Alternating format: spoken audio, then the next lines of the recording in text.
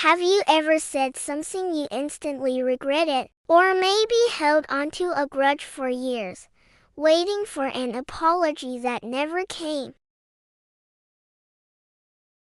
The words "I'm sorry" seem so simple, yet they hold an incredible power to mend broken trust, heal old wounds, and completely transform our relationships. But why is apologizing so hard? And what makes a good apology truly effective?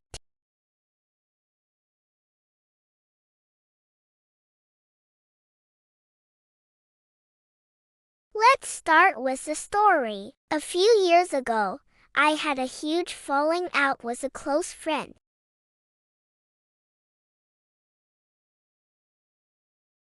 We both said hurtful things and then retreated into silence. Weeks turned into months. The friendship I cherished felt like it was gone forever.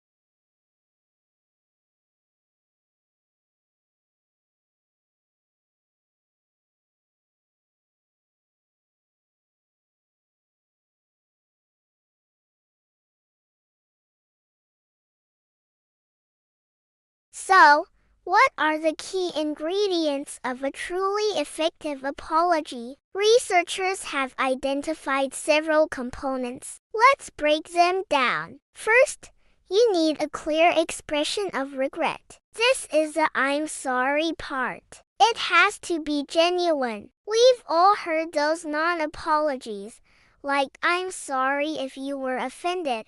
That's not an apology. That's shifting the blame.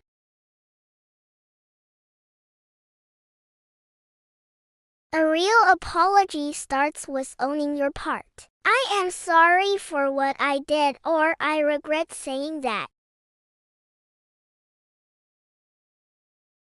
Be specific. A vague "I'm sorry for everything" can feel dismissive.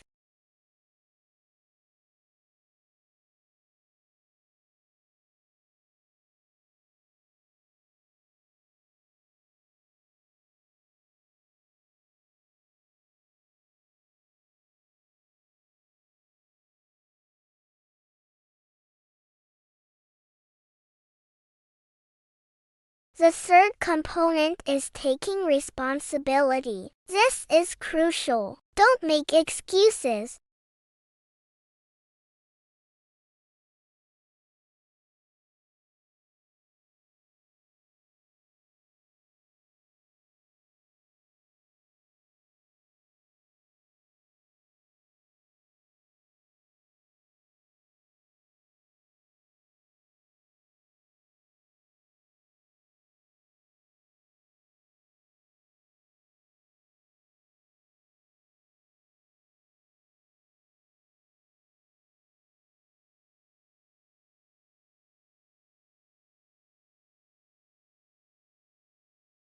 It's the "how can I make this right" part of the equation. Sometimes the damage can't be undone, but the offer itself is a powerful gesture. It could be as simple as, I want to make this up to you. Can I take you out to dinner this week? Or I promise to be more mindful of my words in the future.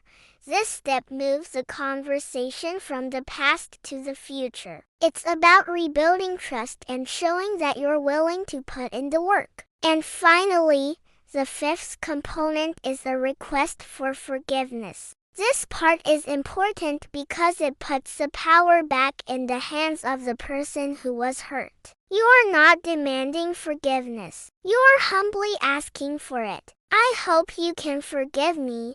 This shows respect for their process and acknowledges that they have the right to their feelings. They might not be ready to forgive you right away, and that's okay. The important thing is that you've done your part. Now, why is apologizing so difficult for so many of us? A lot of it comes down to ego and vulnerability. Apologizing means admitting we're not perfect. It means exposing a flaw. For some, this can feel like a threat to their self-esteem or their social standing. We worry that apologizing will make us look weak or incompetent. But here's the paradox. A sincere apology is actually a sign of incredible strength. It shows maturity, self-awareness, and courage. It demonstrates that you value the relationship more than your own ego. Think about the leaders, friends, or family members you respect the most. Chances are, they are people who are capable of admitting when they're wrong. They don't hide behind excuses. They own their mistakes and learn from them. This is the quality that inspires trust and loyalty, not disrespect.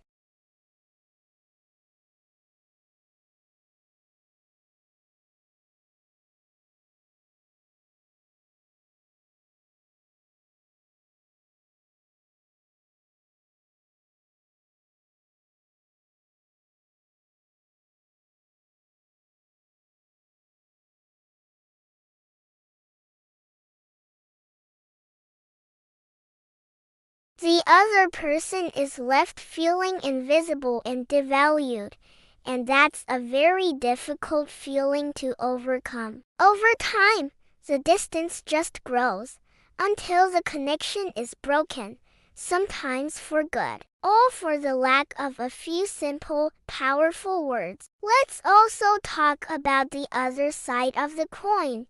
Receiving an apology. Sometimes this can be just as tricky. When someone apologizes to you, it's an opportunity for healing. But it's also okay if you're not ready to forgive immediately. Forgiveness is a process, not an event. It's important to acknowledge their effort.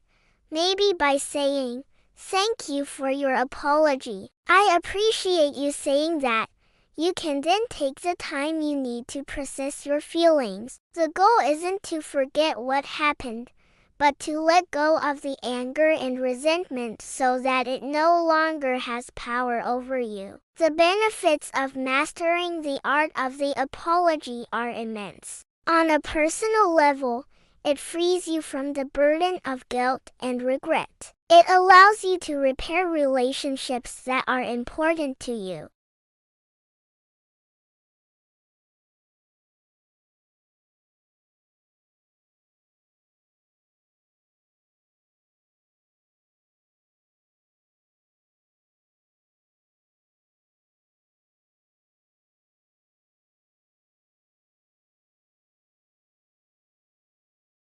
So, here's a challenge for you.